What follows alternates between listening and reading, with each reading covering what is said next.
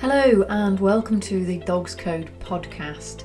This is a show about the wonderful world of Dachshunds, their quirky ways and some golden nuggets for owners along the way.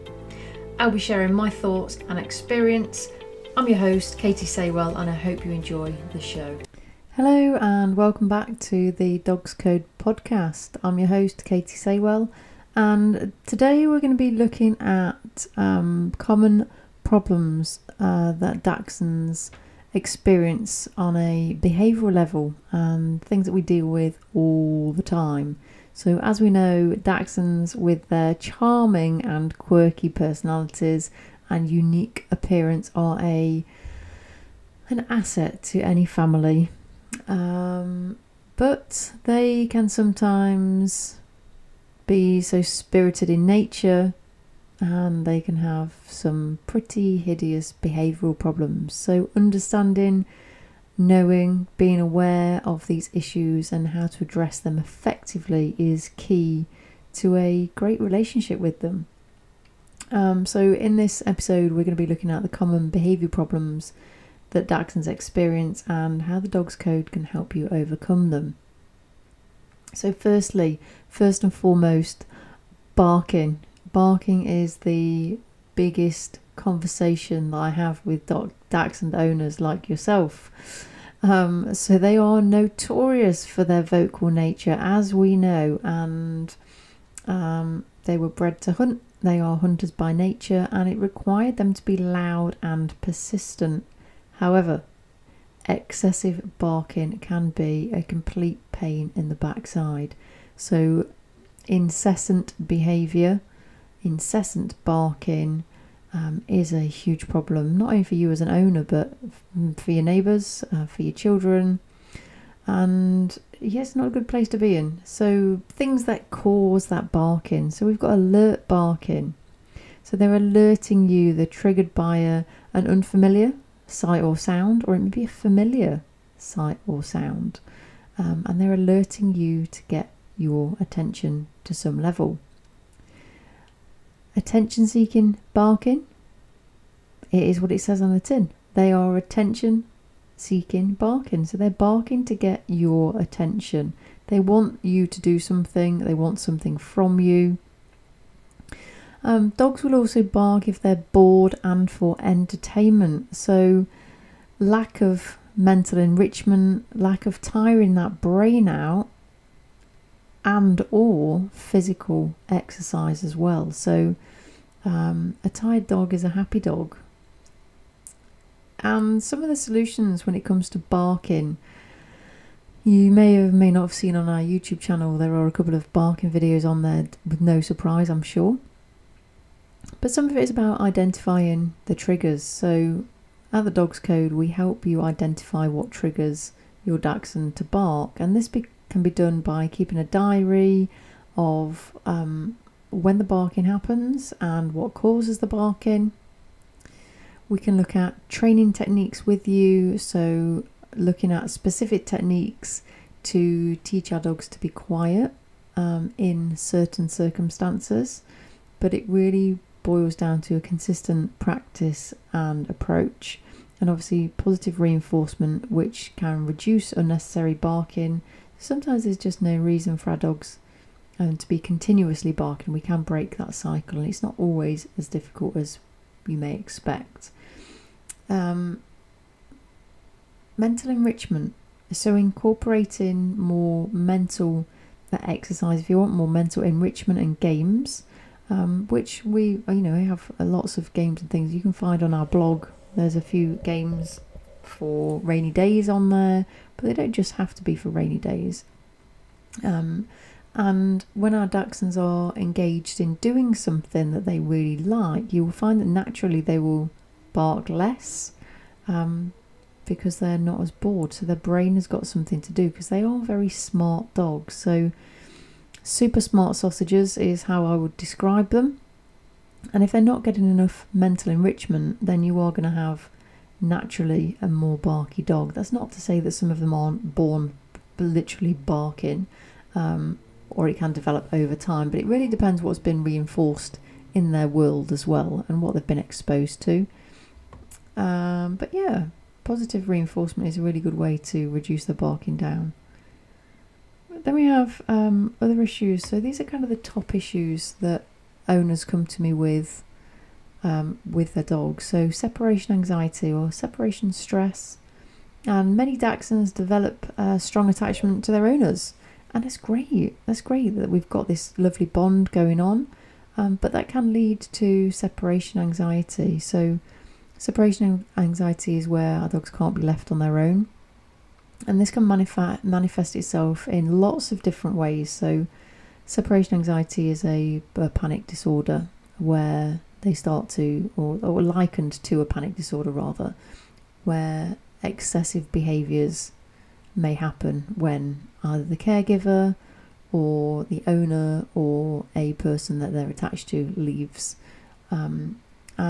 They can be destructive. They might excessively bark when they're left. They might toilet or have accidents when they're left. And it can be a really quite a negative cycle, not only for you but for your Dachshund as well, because you might have stopped going to places because of not being able to leave them. Then you end up feeling like a prisoner in your own home because you can't leave them, because when you do leave them then they get really distressed or they trash the house, which usually the destruction is from the underlying anxiety. It's not them doing it on purpose to annoy you. Usually the causes are genetic or the over attachment, so that strong attachment to an owner, and a lack of independence, so not being accustomed to being left alone. So there is we work on this right from the beginning. So as soon as we get our dogs, it is about allowing them to have comfort and know that you're there, but also having that fine line of you are going to be on your own for at least a few seconds to start with, and then build them up nice and gradually. So again, that kind of goes into the solutions of what we do here, but gradual desensitization is key. But firstly and foremost, we have to teach them independence. I think we have to teach them it's okay to be on their own, and that might just be a little bit away from you. So teaching them independence and enjoying their own company. So we can use toys and activities to keep them occupied for a little while. And then we can start introducing gradual desensitization. So we do provide a step-by-step guide on how to gradually desensitize your Dachshund to being alone. If you have a look on our Facebook group, our Facebook community is Dachshund Training and Behaviour by the Dogs Code. There is a step-by-step guide on there, but starting with short periods and gradually then increasing the time that they're being left alone, and making sure that you're underneath where they're actually getting distressed. So it's not about leaving our dogs distressed to let them just figure it out, because the chances are they're just going to get more and more distressed and realise they need to get to that level before somebody then comes home. On other problems that we look at is things like aggression. So aggression can be really misinterpreted, and aggression isn't always as clear cut as a dog has done this or a dog has done that. Aggression can be often mistaken for reactivity and vice versa. So it can be a very serious issue in Dachshunds. So whether it's directed towards dogs, strangers or family members. And aggression, so just to give you some stats here, aggression is a very minimal percentage of dogs that are truly aggressive. Now, the last time I did the research, which was a few years ago now, so it could have changed, but 1% of all dogs, so not just Dachshunds, 1% of all dogs are aggressive. Okay, so that's for as many billions of dogs we have, 1%. So it's a very small minority when we look at aggression. But if you have an issue with aggression with your dog, then a podcast is not going to be for you. We need to be chatting, we need to have a conversation, and we need to look at serious behavioural modification to help you get through and overcome and look at options when it comes to aggression and certainly true aggression. For the purpose of the podcast, I'm going to be referring to reactivity, because that is the bigger issue that owners like yourselves come to me with. And with reactivity, it is different. Okay, so reactivity could be fear or anxiety, what they perceive a particular set of circumstances to be. So it could be territorial behaviour, so protecting their perceived territory, so not allowing people in or out, not allowing people close to you or dogs anywhere near them. And it could be from a lack of socialisation, so they've not been exposed to particular people or environments at a younger age.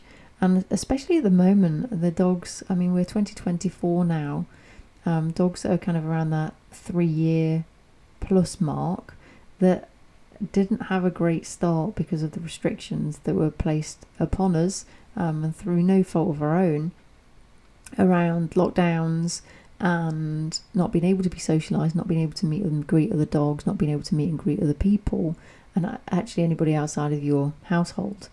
So the solutions that we do with the reactivity, so at the Dogs Code, we have a behavioural analysis. So we help you understand the root cause of what's happening, and we do this by identifying the triggers, and then we can tailor plans to help you then overcome the issues using positive force-free techniques, but also thinking about your part in this as well. So we're supportive when it comes to owners as well. Socialization techniques, so we emphasize the importance of gradual and controlled socialization, meeting and greeting of the dogs or people or whatever it is that sets them off into that reactivity. And we look at introducing dachshunds, your dachshund, to new people or to new animals or children or whatever it is that scary thing was, and we look to really reduce that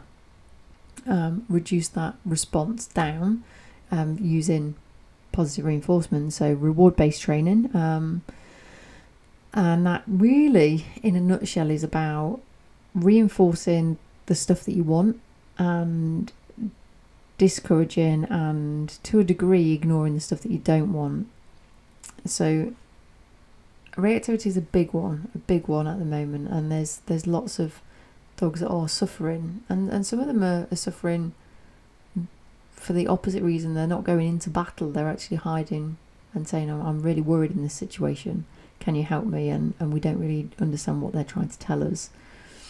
But if you need help, then just please reach out. Digging.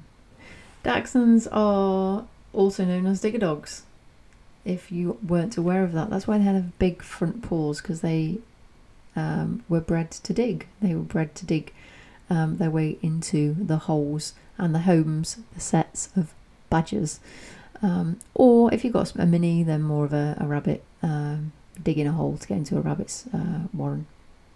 They do love to dig, and most commonly they will dig a bed or a blanket in an evening before they lay down and go to sleep. So that's kind of the most common time we see diggers. Sometimes they'll have complaints about them digging up the garden. They are very good at it though, so if you give them a place to dig. Chip, my dog, she really enjoys digging on the beach, and we've got a dig on her queue, so I ask her to dig and she digs, which is quite entertaining really. She just gets covered in it, but she seems like she's having a good time. So again, digging is rooted in the history of the hunting dog. It was part of their job, and it can become problematic if they are digging up your garden, or if they're digging a hole in your sofa and getting a bit carried away. It can be an expensive job to replace. So it can be from boredom or anxiety, and digging can be a way to actually release some of that built up energy or stress. It can be from medical issues, so if there's a sudden onset of increased digging, then it could be from a gastrointestinal problem. So it is always worth, if you get a spike of digging that you've not had before, then having a chat with your vet to find out if there's anything else going on with them. And sometimes they'll just seek comfort by digging. So trying to find a cool spot to lie in, or just looking for that nice relaxing bit to do before they go to sleep. And some of the solutions that we provide, so providing alternatives, so give them designated areas to dig, so something like a sandbox. Obviously I just mentioned Chip at the beach, but a sandbox you could use to mimic that type of behaviour, a ball pool, or you could give them a part of your garden where they're allowed to dig. So a soily part of a planter, they'd love nothing more to do that if they are diggers. Increasing their exercise, so making sure that they're actually getting enough physical exercise as well, to just tire them out, to reduce that urge of them wanting to dig if it is from boredom, and redirecting them. So we use techniques to redirect away from the digging behaviour. So again, a lot of the time I spend asking owners, what would you rather your dog be doing? So if we don't want our dog digging up the garden, we need to meet that need by giving and doing something else. And that something else could be something really calming and relaxing, like something simple like a licky mat. So they're then licking rather than digging, but they're still getting a calming sense going through them. Or it could be that they play a scent game. And then lastly, I'm going to talk about resource guarding. So resource guarding is a behaviour where our dogs become completely out of character to what we expect they're ever going to do. Now, it can be very scary to observe, it can be very scary to be part of, and it is a behaviour where we will get bitten if we don't listen to our dogs, and it can be quite scary. It can be quite scary for us to be part of. So resource guarding occurs when our dogs become overly protective and they perceive something to be very high value, whether that's food, toys, people, or even space. And I don't mean the space up above us, I mean the space as in a room, the space within a room, the space within a doorway, the crate area, so space in that sense. And this can lead to quite scary behaviours, so anything from staring at you and stiff behaviours to growling and snarling and showing their teeth and snapping, right up to biting. But it tends to escalate quite fast because we may miss the initial stages of it. And usually it's caused by insecurity. It's usually caused by a lack of confidence and the feeling that they need to protect the valuable resource from the scary person that's going to take it away from them. They perceive it's going to be taken away, so they feel like they need to protect it, quite literally with their life. The other cause is a lack of training, so they've not been taught to share or give up items when they've got them. So we really help in terms of helping, we call it the trade up method. So we teach our dogs to trade up an item, so we offer something of higher value, and it doesn't always have to be our perceived higher value, it can be their perceived higher value in exchange for the item that they're guarding. And this will reduce our dog's anxiety because they're getting something, so it then the item they're protecting and is in their possession, they're then not interested in because there's something else that's better than it. We look at building our dog's confidence as well. So the trade up isn't about confidence, that's just about, in essence, it's a swap. But what we're looking to do with our dogs on the next stage is actually build their confidence through different training methods that we use and a different skill set to give them more confidence. And then we can look at desensitization and counter conditioning, so gradually exposing our dachshund to situations where a potential trigger is, but using positive reinforcement to change their response to it. And a really nice easy technique that we use here is leave. So leaving the item and they realise that by leaving the item they then don't have that response, because then they'll come to you for a reward. So I hope that makes sense. If you have got a dog that's resource guarding, please get in contact, and for any of these issues. So we have a extensive knowledge around these different issues that we've spoken about today, these different behavioural problems and challenges that our dogs can have and develop over time. And we have a comprehensive training and behaviour tailored way of working with Dachshund owners, where we look at guidance, so that's developed by us, and specifically for Dachshunds. So it's not for other breeds.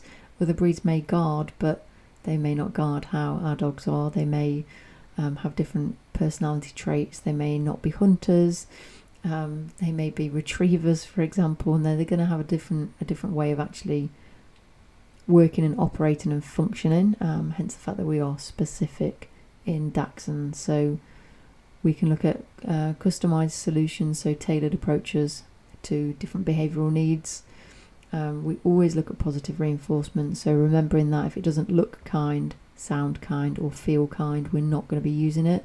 And that goes for our owners as well. So we're not going to be horrible to you. We're going to support you. We're going to give you that holding hand that you need to actually get you through the training that we need to be able to. And everything we do, we've got step-by-step instructions, so everything is easy to follow, and it makes training much more accessible and easier for owners to actually achieve the goals that they're looking for, that you're looking for. So that's pretty much the end of the podcast, but just to wrap up really, by understanding the common behavioural issues that Dachshunds have and using the effective techniques that we use at the Dogs Code, you can overcome these challenges and enjoy a much better relationship with your Dachshund. So creating best friends through positive training is, that's literally what we do. And training does take time, behaviour modification takes time, but with the right tools, the right approach, the right support, you can literally get pretty much whatever you want out of your Dachshund. So I hope you've enjoyed this episode. If you are struggling, if you are being challenged by your dog, then please just reach out. There are plenty of options that you can reach out to us on. So thedogscode.com is our website. You can go on there, you can have a look on there, you can get in contact with us through there, Facebook, Instagram. But that is it for today. So I hope you've enjoyed the podcast, and I'll see you on the next one. Thanks for listening. Bye for now.